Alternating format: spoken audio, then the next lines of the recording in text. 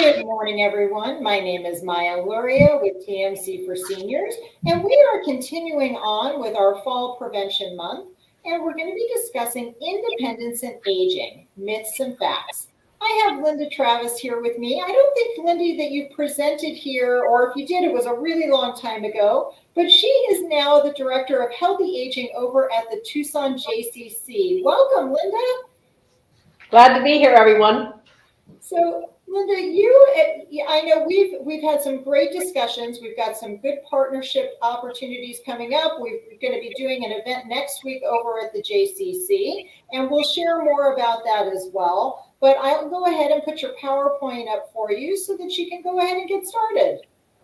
Okay, thank you so much, Maya. I'm very pleased to be here at TMC today, and welcome to the folks in the room here and everyone online. So one of the interesting topics about aging is independence, right?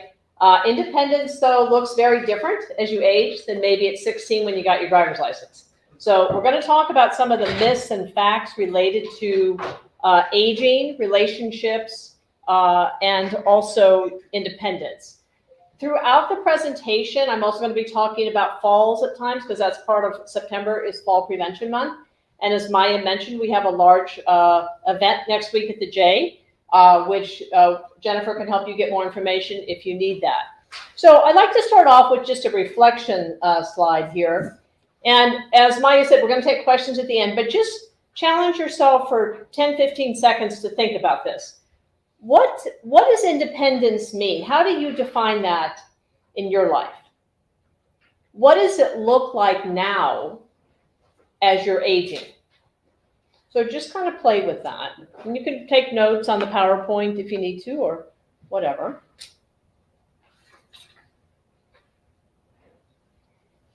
And we'll have a few of these reflections. So my goals today, as I said, myths and facts about aging, about relationships, including family, friends, independence, and the big one, how do you communicate to another person effectively if you have concerns about their independence? Does anyone have concerns about another person's independence? Okay, I see a lot of nods. So part of that is it's not a how-to, but considerations and how to think about that. Because coming in too harsh or too much on someone will paralyze them to not take action. And yet we have concerns sometimes. So we'll talk about that and then reflection exercises throughout, as we mentioned. So myths about aging. People diagnosed with the same medical illness need the same type and level of assistance. That's a myth. If you have met one person who's had cancer, you've met one person who's had cancer. People cope very differently. My background is I'm a psychologist, so I think a lot about coping, and I think about the people. So the illness is always important, but the person and how they're handling that, effectively or not, is just as important, even more important than the illness itself. Another myth is that coping skills deteriorate with age. Actually, the opposite is true from research. You have more ways to cope with things than you used to. When you were 20, did you have your repertoire of coping the way you do now? Probably not. Because with age comes wisdom. And with wisdom is usually experiences where you're like, oh, yeah, I learned about that now. So coping skills increase and can really help older adults get through challenging times. Another myth is aging is all about receiving help from others, not about offering help. This is a big myth because a lot of older adults are involved with helping others, and that's very meaningful. It's not necessarily a bad thing, right? If you're doing too much of that and that's burdening you, that of course is not a good thing. But especially for women, the research shows that if we're involved in caring for someone, that can really increase our self-esteem, right? So it's not a bad thing. And also for a lot of men, that's true as well. So myths about independence. Sooner or later, all older adults will need a lot of help and lose their independence. Absolutely not. There are people that are in their 40s and 50s that sometimes due to their situation or their coping, they're not very independent. There's people that are in their 80s, 90s, and above 100 that are doing quite well. But I think the main thing is people don't lose all of their independence. So even in advanced memory care, where I've been, people still have a sense of themselves. They still make choices. I want coffee before breakfast, or I like to watch sports. I don't want to watch a movie. People still can make choices and independence. So we never really lose that completely. And that's the myth, is that people just become helpless and they sit in a chair and wait for other people to help them. That is not true at all about aging. You have a lot you contribute and give.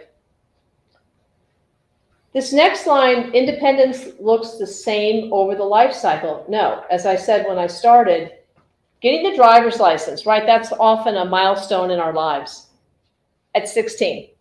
That's one kind of independence. But as we go through the lifespan, what independence looks like changes. So as Maya said, there's a lot of activities around fall prevention right now. Well, a lot of people think fall prevention, I don't really need it.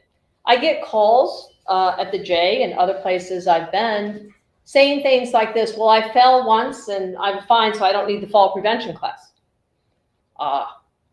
That's not necessarily good, because what happens when we fall is there can be, not that there will be, but there can be injuries. That also can be due to things like medication not being adjusted right. It can be due to a throw rug not in the right place.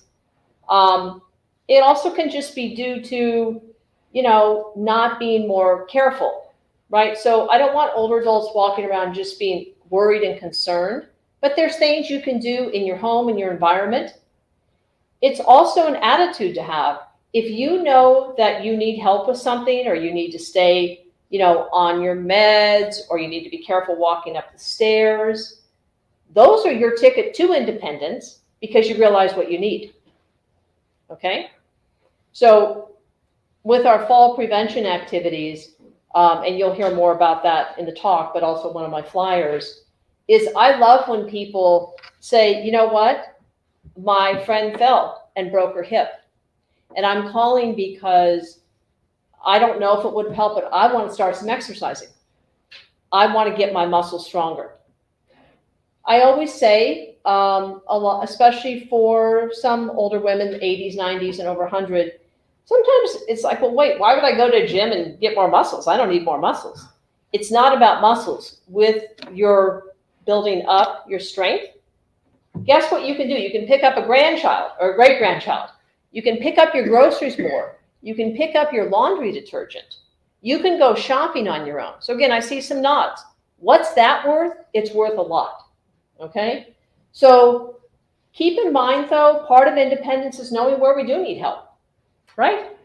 So I have a situation this week on Thursday. I need help. I went and got a lot of help because I didn't want to do it on my own. It felt like pseudo-independence, right? We all know what that looks like. I don't need anybody to help me. That's pseudo-independence. Bless you. So independence is also knowing where to ask for help so you can keep your independence. What are some of the myths about families? Family members and friends, and this includes, by the way, romantic partners as well, just know how to discuss independence with a loved one. Like somehow you get something in the mail and you figure out what to do. Is that true? No. It's very, very difficult to discuss concerns about independence in a respectful, effective way. So when we have people in our lives and families, friends, how do we talk about that? We don't know. And so a lot of the talk will have some communication tips too. Because if you come down too hard on someone, what happens? They're not going to listen to you at all. And it's basically not neutral. It's a bad experience for them. And then they're going to tune you out. Another myth about families is that family members are not the primary caregivers for older adults. So in my definition of families is what we call families of choice. So this is your friends, your network. Okay? Your people in your network are the main ones usually going to provide support. And so that's part of why it's important to have that social support network. You yourself are part of other people's social support network. It's also important to remember that. After surgery, maybe you go get somebody's groceries for a few days to help out. Or maybe you're helping a I don't want to say cut the lawn, but I do come from a lawn state. So how about we'll water the garden or something like that. But you learn how to accept help. Accepting help is part of keeping your independence. And that can be from family members. It's also being able to tell family members, you know what? That's not what I need. How many of you get help you don't want? Right? Woo! That's not so good, right? People, I'd just like to give you a little advice. And usually it's like, forget it. So let's go into some facts now. All right? There are 4 distinct groups of older adults.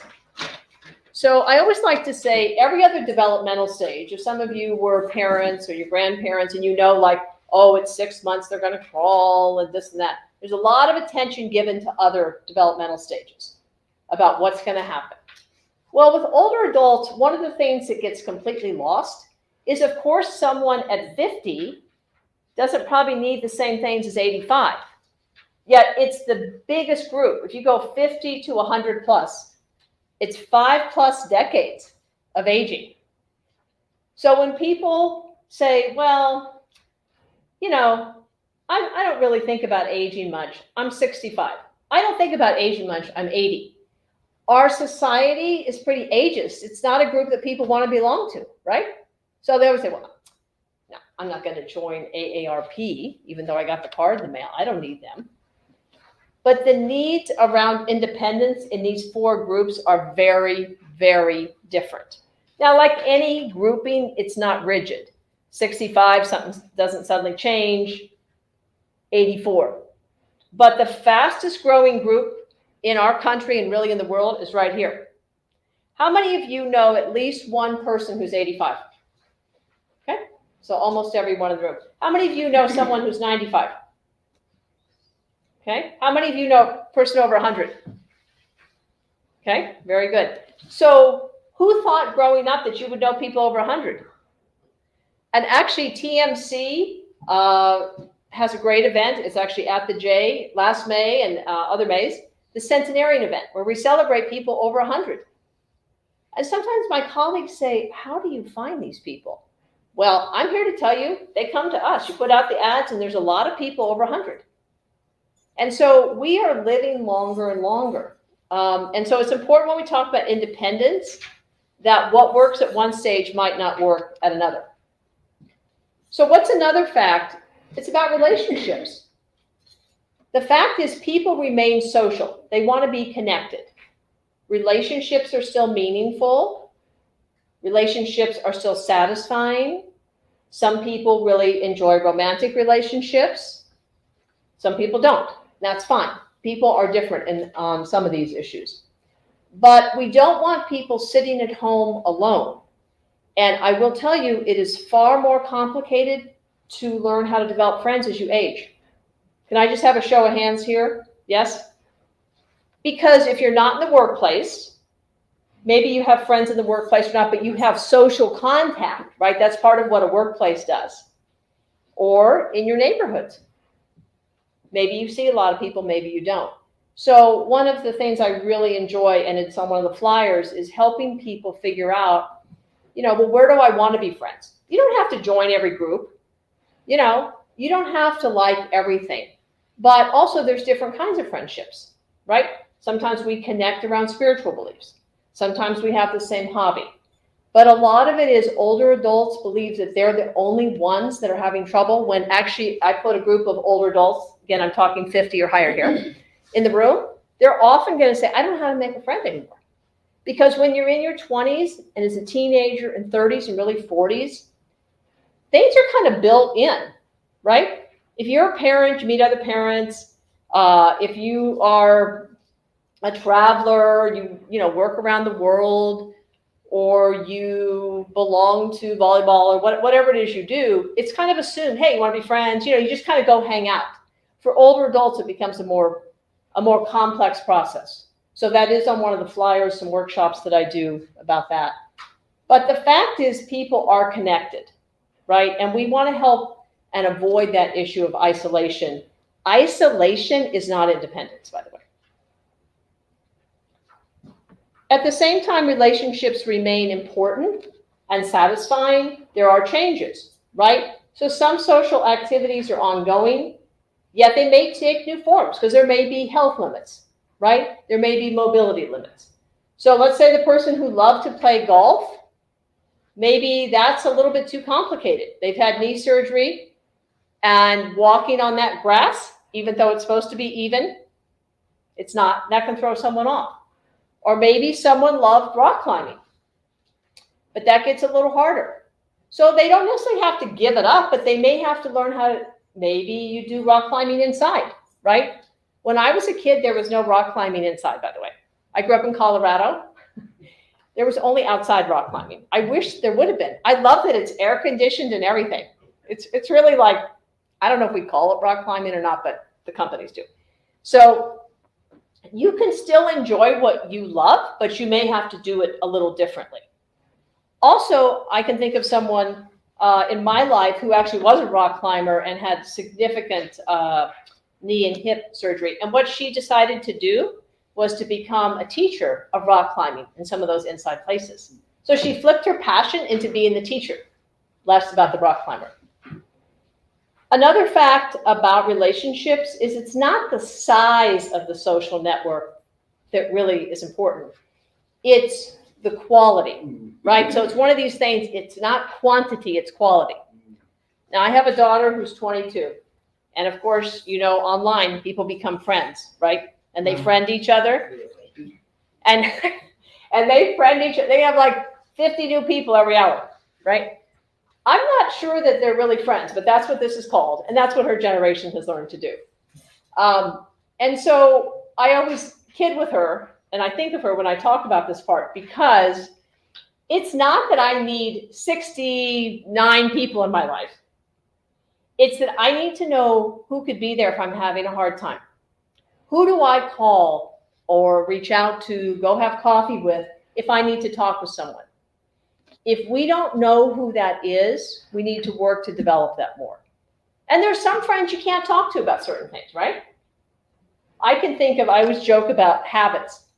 So if I've had a hard day and I'm craving a terribly cholesterol-filled hamburger, but well done and I love it, I know if I call certain people, they're going to be like, you know, Linda, remember, you weren't going to do this. I call other people and they'll be like, yeah, you should give yourself that treat. So, you know, we all reach out to who we want to get support. And I joke about it, but it's good to have all those types. We have some friends that worry more about our health, right? That may nudge us. You know what? I think you need to go see your healthcare provider. That's good. Other people be like, no, but then you think, oh, they never go when they have trouble. So maybe I shouldn't listen to them, right? So it's the quality of the social network that matters, and you needed to figure out who you listen to and who you don't. We don't have a lot of time to fully go through this, but let me say that healthcare for older adults, you better have your Wheaties, right? Because there's a lot of types of healthcare. And a lot of people say, Linda, I had no idea how complex this was going to be for taking care of my mom or dad or husband, wife, partner, or sister. But just to realize part of independence is get education. I'm a big believer in that. So you have primary care. You have your primary care providers. That should be a pretty good relationship, by the way, because that's your first step. How many of you in Tucson, though, had a primary care and now you don't have one anymore because they left and they left and they left again, right? So I feel you on that. Have your records with you. Specialty care, orthopedics, oncology. So that's a specialist. A cardiologist is another example, dermatologist. There's hospital care. There's urgent care or emergency. There's home health care. And then some people that need more help, assisted living, skilled nursing, memory care. There can be respite care and hospice care. Now, I put this into this presentation because, again, independence looks different, maybe down here than up here when you're still living in your home. But I want to argue again that independence in assisted living and memory care, long-term rehab, there's still choices people have, and there's still rights they have as well. So some of our friends are better down here. Some can help us more over here. So just kind of keep that in mind about independence. So let's take about 30 seconds and take a little reflection time about the damage of myths. I've covered a lot of information about some of the prominent myths, but take some time now. Just write it down. What's the damage if you buy into these myths?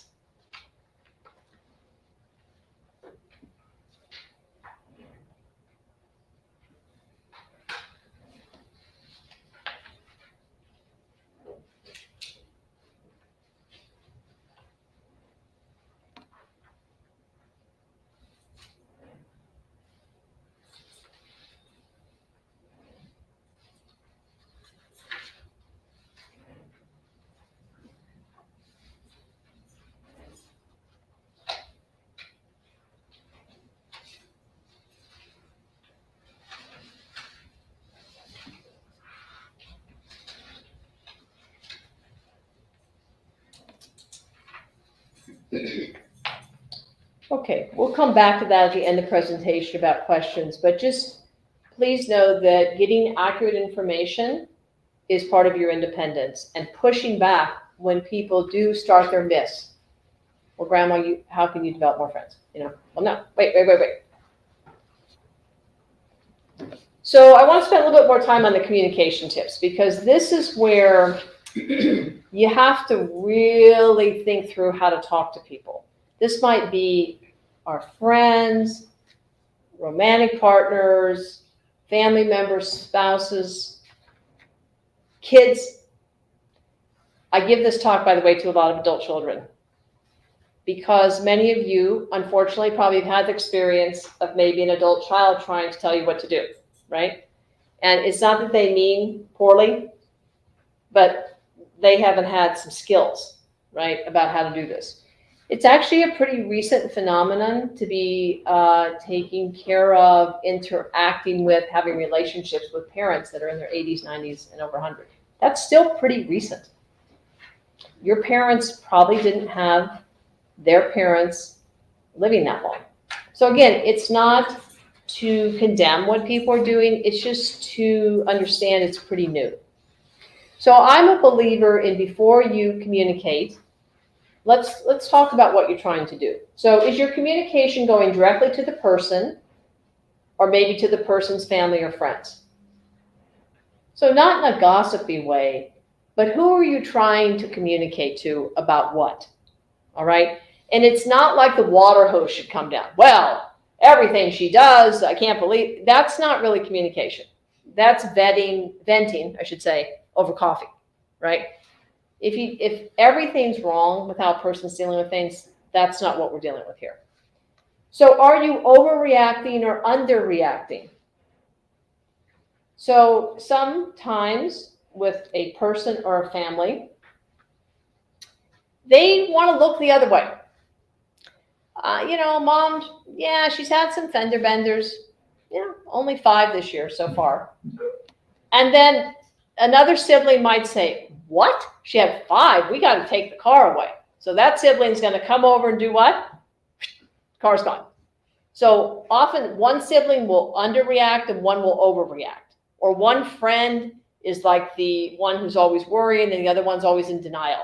The thing about worrying and denial is neither one at the extreme is very good. Okay? But we do get caught in roles about that. So they're harmful.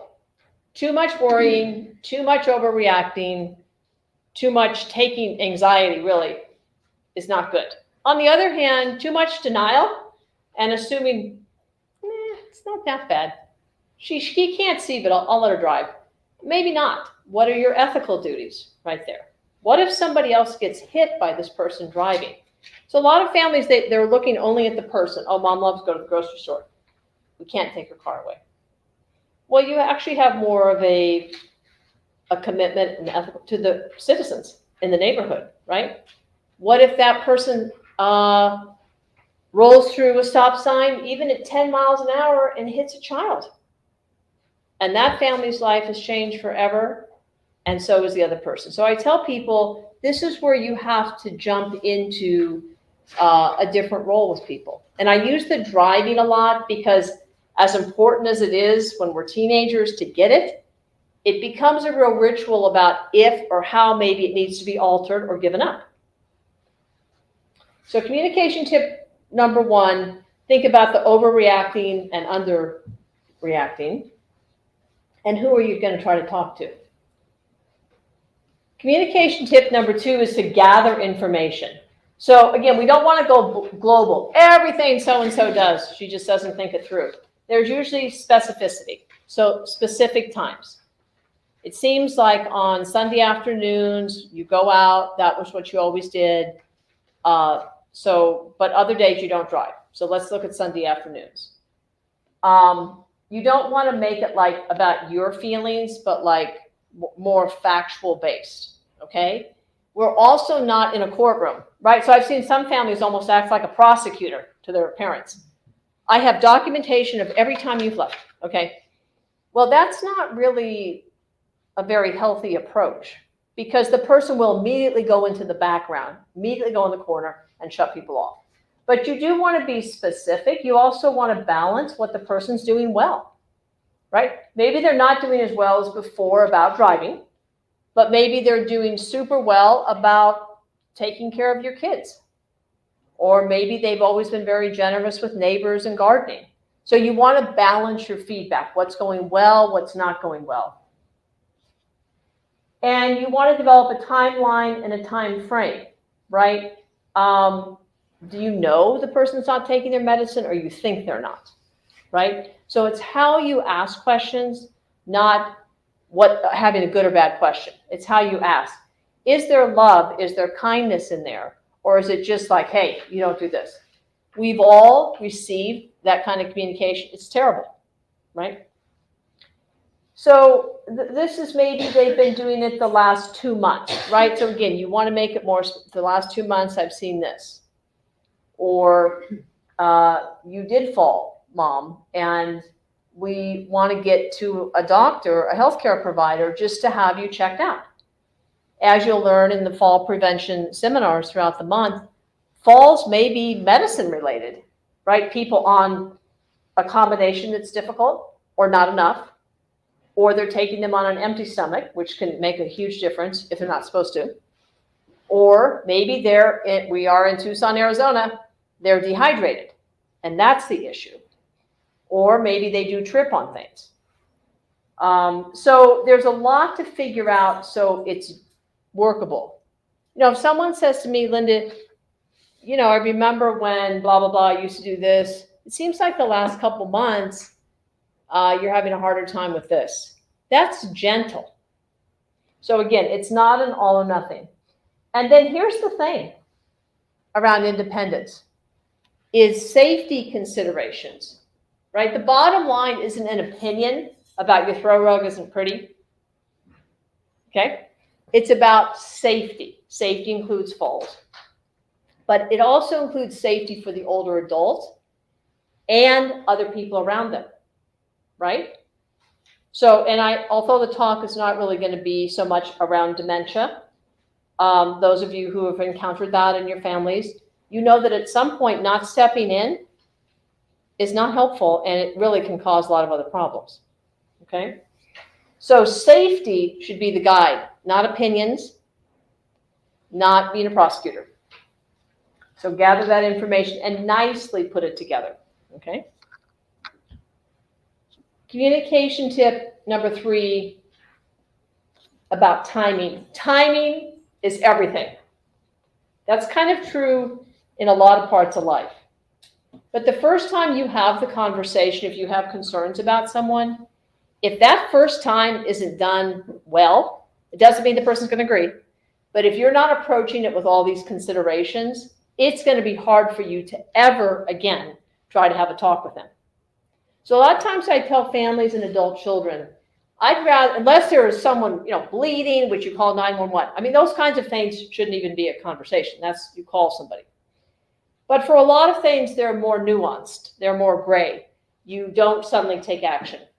I would rather a lot of times people spend more time on the preparation for the first talk than do it out of, again, an anxious place. Because once that talk doesn't go well, they will probably shut you out directly or indirectly. And then you're going to have a hard time climbing up the hill to have them listen to you. So think about timing. If you know nights are the worst for someone, don't do it at nights. If you want to make it part of a regular visit, good. If you want to house it in the middle of the visit, you probably don't come into their house the first 2 minutes and say, okay, listen, we got to talk about how you're doing. When you're going to have lunch together, right? So how you think about this, how you deliver is critical. But not just your words, your nonverbal, right? If you're looking just furious, we're talking about how you're driving, it's very hard to be listened to, okay? And those of us who've been parents know that in those moments when you want to tear your hair out, it's not really a good time to talk to your child, right? And the same is true about parents or, again, family members. So hold a balanced, respectful view of the person. Remember, what are they doing well? Where are they having trouble? It's not an all or nothing. Help may be needed in one area, but not others. Hey, Mom, you seem to be doing really good. You're still doing those family dinners, and I can't wait for Thanksgiving. But I think this year, why don't you let me go get all the ingredients for you? So you're not in those crazy parking lots, and I still want you to cook just like you always do. But I'm going to get the groceries for you this year. So that's a nice way to kind of like take out a segment of helping, not just do it all. And by the way, parking lots, as long as I said that, parking lots are a disaster by about Halloween and later, right? We love our snowbirds. Let me make sure I say that online and everything. But there's a lot more people here. And navigating a lot of parking lots, people are in a hurry and all that. So just be careful in the parking lots, right? But people usually don't need a lot, only help. They're doing okay. Validate where they're doing okay. And then they can hear you better. If they talk about concerns, why don't you want to go to the doctor, Mom? Can you tell me? Well, maybe I don't like this new guy. All right, let me go with you, Mom. Let me go with you. Let's size them up together. You accompany people, don't leave them on their own. Communication tip number 4. Encourage a visit to the healthcare team. Even if you are a nurse or a physician and think you know the diagnosis, this is clearly high blood pressure, this is clearly whatever. You may be right, but get someone else to do the diagnostic process, right? So don't try to diagnose people. How many of you you can just show on your hands, go online to try to diagnose when you have something on your blood work come out bad or good? I'm going to tell you, I totally believe you, because I think it's human instinct to do that, even though we all know this is probably not the best thing, right? And so don't try to diagnose yourself. Don't try to diagnose someone else, because symptoms like low blood pressure and fainting, it may just be water, but it may be something else. So you want to make sure the person gets the help they need. So you're not diagnosing. And you can say that in a humble way. I don't really know why this is happening, Mom. Let's go have someone else look. But encourage a visit to the healthcare team. And I say healthcare team because it used to be, right, you saw a physician. Well, maybe you do see a physician, but there's usually what? There's a nurse practitioner. There's a physician assistant. There's other people on the team. And for a lot of older adults, again, they just didn't grow up with this. And here I'm thinking really 85 and older. The doctor. Where's the doctor? So you have to help them like, no, this is a team now, Mom. We're going to talk to this one, and then we'll see him next time. Because how long do you wait to see a physician right now? Yeah, 6 months. My favorite story so far in September, and we're not even 10 days in now, is a friend of mine went, and she was told, she called 11 months from now she could get in. August. And she said, no, August just passed. And the person said, no, August of 2025. And she was like, oh my, okay, you know what? I'm going to try elsewhere. So sometimes help older adults know how to ask the right question on the phone, right? A lot of us we go to our portals, we make an appointment, help them do stuff like that. Maybe the email comes to you. right, as a reminder, but help their thinking that if you don't see a doctor, there's still other people involved and they have your history. But the healthcare team is a big one because you're kind of placing the concerns a little bit in front of someone else, and it takes it out of a dyad thing at home, okay? Like you just get other people involved. And again, it's about safety. The older adult and others, a lot of people, when you bring this up, especially about driving, I'm thinking about a person right now who, once the dad really realized that he could hurt somebody else, that was it. That was where it got hard. But they didn't just help him stop driving. They got him Uber. They showed him how to use that. So he is all around town now and is quite capable of things, but he had pretty severe macular degeneration and he couldn't see. But otherwise, he's doing good. So taking the car away, don't do that unless you have also with that other options. Okay? And if you don't know them, you can, contact Pima Council on Aging. TMC here might have ideas, but there are alternatives. But it takes some adjustment. Okay, and the final communication tip here, number 5, is reminders that receiving help is not all or nothing, right? Most older adults are not completely able or completely unable to care for themselves. If there is a sudden change in people's complete inability to take care of themselves, you need to call 911. That's not even a discussion. You call 911 because there can be a stroke. There can be a lot of sudden things that happen. There can be a delirium. And so anything sudden like that, it can happen, but don't sit there and try to figure it out. Get help. Okay, and that's that chart about emergency rooms or whatever. Some people, they do lose consciousness. Maybe they fell and hit their head and they can't tell you what happened. So again, things need to be checked out. But rarely, and I'm saying this as a person who's been in post-stroke rehab, right, the next day. People may not be able to talk, but there are communications. So one of the things that I used to do is I had a picture by their bed if they wanted ice in their water or not. And that might not sound like a big deal, but post-stroke, giving people something where they can weigh in is really important, okay? So there's always choices. And sometimes people can't communicate with words, but they do communicate with their eyes. Folks that are even different coma states, right? The research is going to show us put on different music, they might respond differently. So keep in mind it's not all or nothing. That's what's hard about life. Most things are in the middle. Older adults need varying degrees of help. No help, a small degree of help, a moderate degree of help, or a significant degree of help. So I like the example of stairs and medications. Because stairs get harder and harder with age, right? But yet, what if the family home has 2 stories, right? So part of this is not just say don't take the stairs, but help the person plan so most of their life can be, let's say, on the 1st floor. It shouldn't be mostly on the 2nd floor, because then they're going to be up and down all day. But they may need to keep that home, right? So moving out of the home would be too much. Also meds.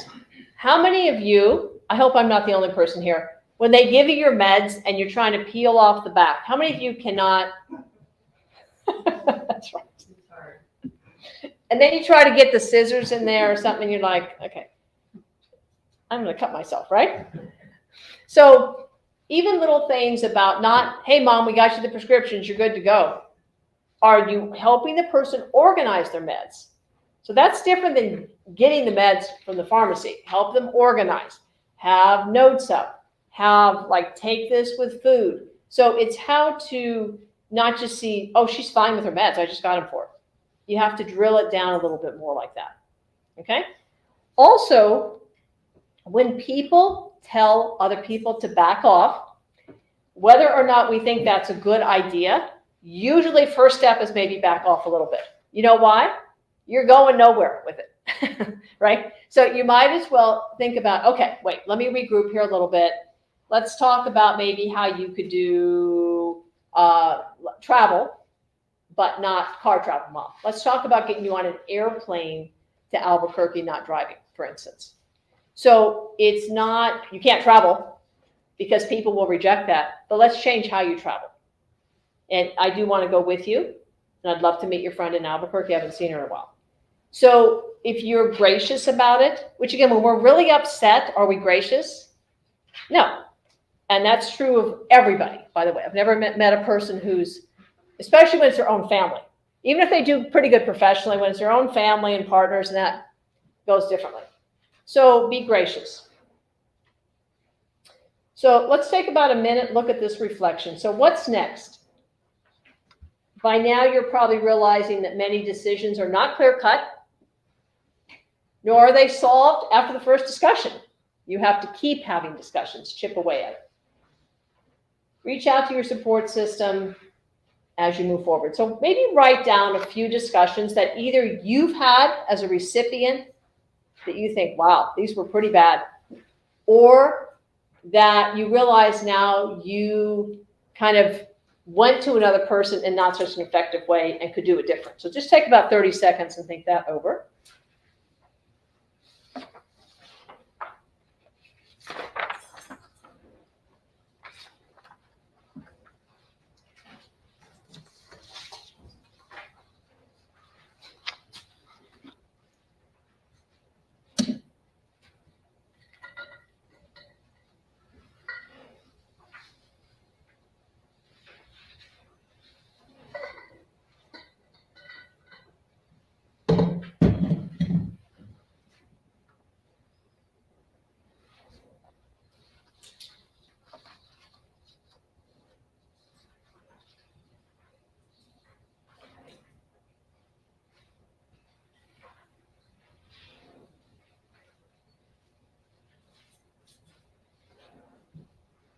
Okay, and I think we're about done there. So that's the end of my presentation.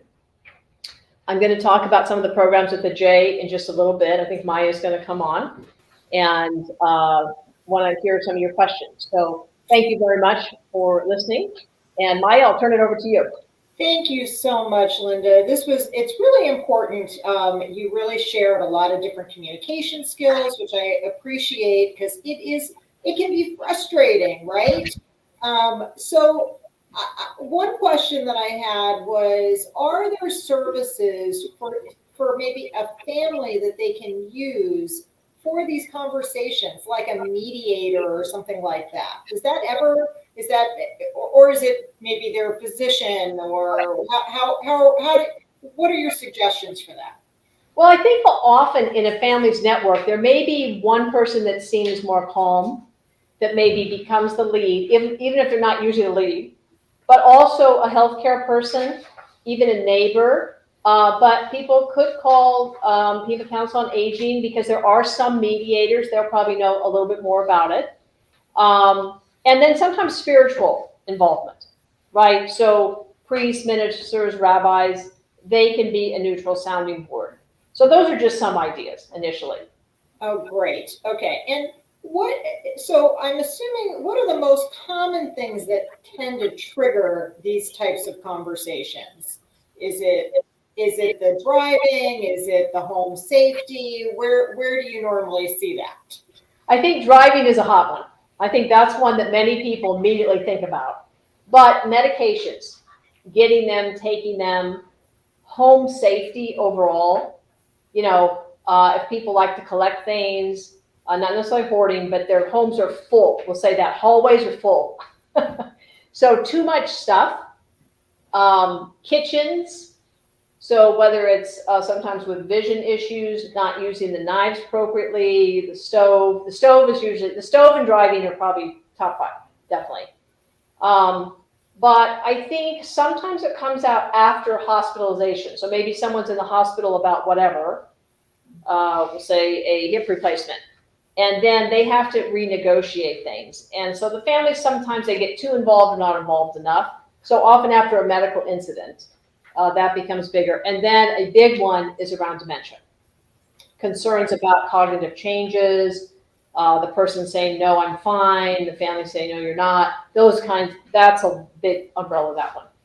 So, Linda, what about what services do you feel are available to older adults to help them remain independent for as long as possible? I think you probably have some programs over at the J that maybe you could share with us as well that might help with that. Sure. Well, I always want to shout out to TMC Senior Services right here because you have so many different classes in that. And I think one part of independence, as I said, is education and getting information. If you're going off, kind of shooting off the hip about, you know what, I've seen these info commercials on fall, so I think I'm going to go with that to talk to my mom. No. So getting information here, being the Council on Aging, and I do have some programs at the J I'd like to talk about. So we have flyers, and Maya, I guess you can send them out afterwards as well.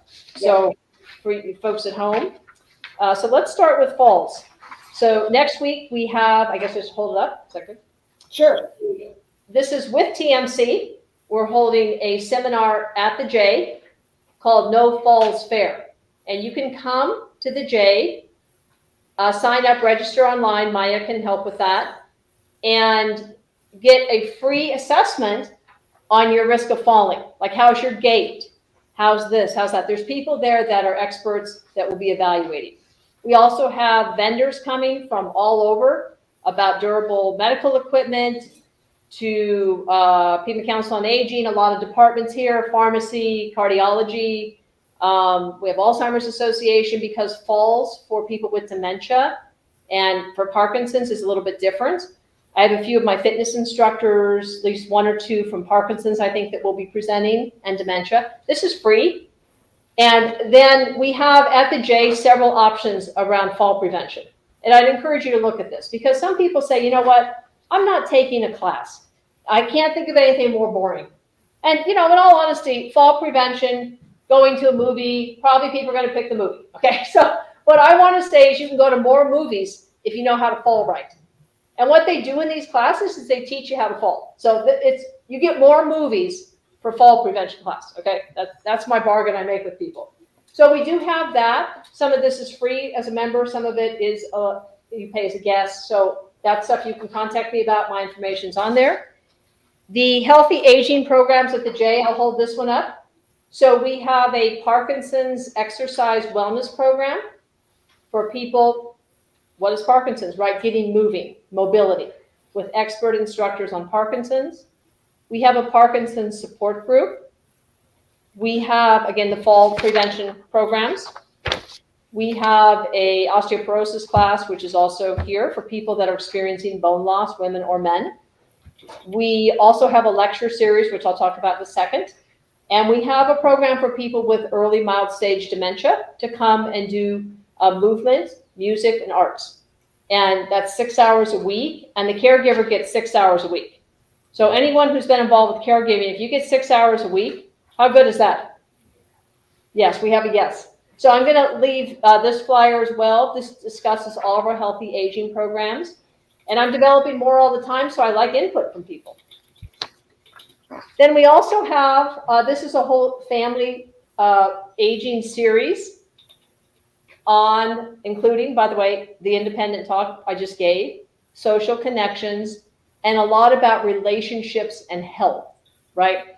So as you age, health issues come up. It doesn't mean it's your whole life, but that is part of aging, usually is how you manage that.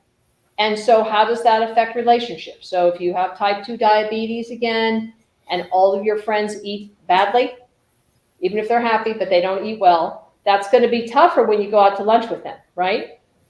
Or if you have friends that love pickleball, not that we all don't love pickleball, right? But pickleball, it can be a little bit dangerous if you're not used to it. And there's a lot of bends in different muscles. I don't know which muscles, but a lot of different muscles. And some people, they kind of go out on the court like a weekend warrior, and then they have an injury. So also getting involved but being careful about that. So that's a lot about relationships and health. So you guys will have those, and then we'll send them to you, Maya, as well. Thank you. And I did put in the chat, if anyone wants that information, they can give us a call here, and then we can email it out afterwards. We do have the No Falls Fair. It is next week. We have held the fair before in our courtyard, and we're actually going to be doing it at the JCC. It's a new collaboration. So I invite folks to give us a call if they're interested. We still have plenty of slots available so that they can get an assessment. We are also doing this with Encompass Health. So they'll have their therapists there that are helping to actually provide those, sort of a mini fall assessment for you. In addition to that, you'll be able to get your blood pressure checked, talk with our cardiac rehab. Our pharmacists will be there as well. So if you need any help with or have questions regarding your medications, oftentimes, as we know, that affects the fall. We actually have a talk coming up on that too. So I want to thank you so much, Linda, for being here and sharing all about this really important information for folks to know, how to communicate with their loved ones and what to look for in order to remain, healthy and independent. So thank you so much for being here. I'm going to close out with our online audience, and I will turn it back over to you for any questions from the in-person. Thank you very much, Maya. Thanks. Thanks again for being here today. We hope that you'll join us again. We've got quite a few classes coming up. So if you are interested in any classes, you can always give us a call to register at 520-324-1960. Tomorrow is Unsteady Ground, Navigating Balance Concerns. That will be with Pima Council on Aging at 10 a.m. That is Wednesday, September 11th. And then we have Breathe Easy, Managing COPD with Dr. Robert Aronson with our TMC Pulmonology Department. His class will be on Thursday, September 12th at 3 p.m. And lastly, I just want to share, I know I already talked about the No Falls Fair, which is September 18th at 10 a.m. The day before, we have Prescriptions and Pitfalls, How Medications Impact Fall Risk, and that is with Dr. Catherine Dowell with TMC1. Her class is Tuesday, September 17th at 10 a.m. We hope you'll all join us. We do have room for some of these classes in person as well if you would like to be in person. Thanks so much and have a great day.